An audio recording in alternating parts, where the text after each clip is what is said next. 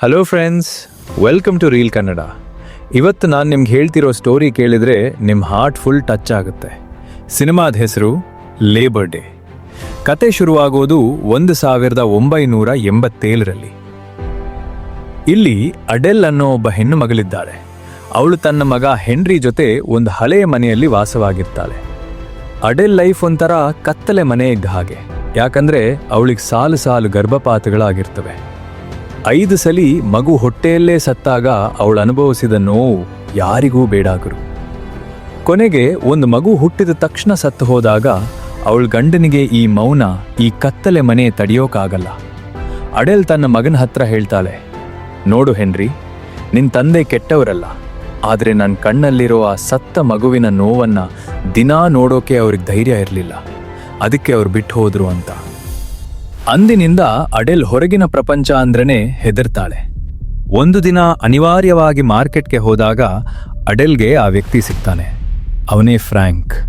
Frank ಕೈಯಿಂದ ರಕ್ತ ಬರ್ತಾ ಇರುತ್ತೆ. ಅವನು ಅಡೆಲ್ ಕೈ ಹಿಡಿದು ಸಹಾಯ ಕೇಳ್ತಾನೆ. ಅಡೆಲ್ ಭಯದಲ್ಲೇ ಅವನನ್ನ ಮನೆಗೆ ಕರ್ಕೊಂಡು ಬರ್ತಾಳೆ. ಆದರೆ ಸಡನ್ ಆಗಿ ಟಿವಿಯಲ್ಲಿ ನ್ಯೂಸ್ ಬರುತ್ತೆ, ಜೈಲಿನಿಂದ ಎಸ್ಕೇಪ್ ಆಗಿರೋ ಮರ್ಡರರ್ ಫ್ರ್ಯಾಂಕ್ ಎಲ್ಲಿದ್ದಾನೋ ಗೊತ್ತಿಲ್ಲ ಅಂತ. ಅಡೆಲ್ ಫುಲ್ ನಡುಗಿ ಹೋಗ್ತಾಳೆ. ಆದರೆ ಫ್ರ್ಯಾಂಕ್ ತುಂಬಾ ಶಾಂತವಾಗಿ ಹೇಳ್ತಾನೆ, ಅಡೆಲ್, ನಾನು ಯಾರಿಗೂ ನೋವು ಕೊಡಲ್ಲ, ಜಸ್ಟ್ 5 ಡೇಸ್ ಇಲ್ಲಿದ್ದೀನಿ, ಆಮೇಲೆ ಹೊರಟು ಹೋಗ್ತೀನಿ ಅಂತ. ಈಗ ನೋಡಿ, ಅಲ್ಲಿಂದ ಅಸಲಿ ಮ್ಯಾಜಿಕ್ ಶುರು ಆಗುತ್ತೆ. ಫ್ರ್ಯಾಂಕ್ ಆ ಮನೆಯಲ್ಲಿ ಬರೀ ಕೈದಿ ತರ ಇರಲ್ಲ, ಆ ಮನೆಯಲ್ಲಿ ವರ್ಷಗಳಿಂದ ಧೂಳು ಹಿಡಿದು ನಿಂತಿದ್ದ ಕಾರನ್ನ ಅವನ್ ರಿಪೇರಿ ಮಾಡ್ತಾನೆ.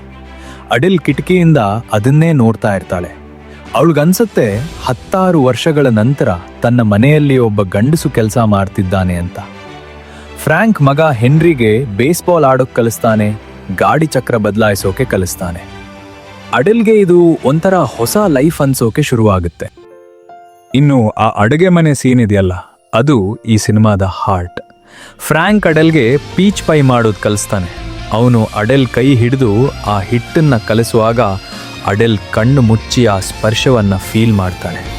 ಅವಳದನ್ಸುತ್ತೆ, ಇವನು ನನ್ನನ್ನು ಪ್ರೀತಿಸೋಕೆ ಬಂದಿರೋ ದೇವದೂತ ಅಂತ. ಇಬ್ಬರ ಮಧ್ಯೆ ಒಂದು ಸಖತ್ ಕೆಮಿಸ್ಟ್ರಿ ವರ್ಕ್ ಆಗುತ್ತೆ ಫ್ರೆಂಡ್ಸ್. ಅಡೆಲ್ ಕೇಳ್ತಾಳೆ, ಫ್ರ್ಯಾಂಕ್, ನೀವಾ ಕೊಲೆ ಯಾಕೆ ಮಾಡಿದ್ರಿ ಅಂತ. ಫ್ರ್ಯಾಂಕ್ ತುಂಬಾ ನೋವಿನಿಂದ ತನ್ನ ಲೈಫ್ ಸೀಕ್ರೆಟ್ ಹೇಳ್ತಾನೆ.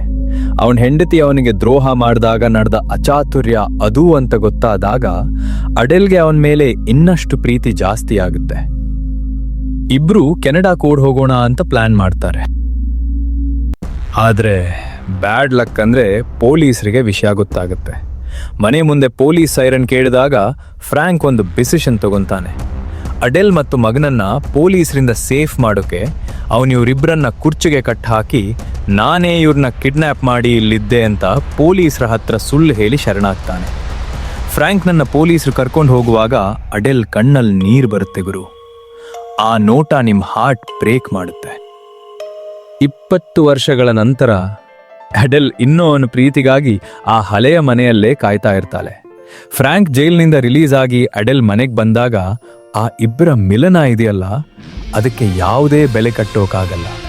ವಯಸ್ಸಾದ್ಮೇಲೆ ಮತ್ತೆ ಆ ಇಬ್ಬರು ಪ್ರೇಮಿಗಳು ಒಂದಾಗ್ತಾರೆ. ಟ್ರೂ ಲವ್ ಯಾವತ್ತೂ ಸೋಲಲ್ಲ ಅನ್ನೋದಕ್ಕೆ ಈ ಸಿನಿಮಾ ಬೆಸ್ಟ್ ಎಕ್ಸಾಂಪಲ್. ನಿಮ್ಗೆ ಈ ಎಕ್ಸ್ಪ್ಲನೇಷನ್ ಇಷ್ಟ ಆಯ್ತಾ?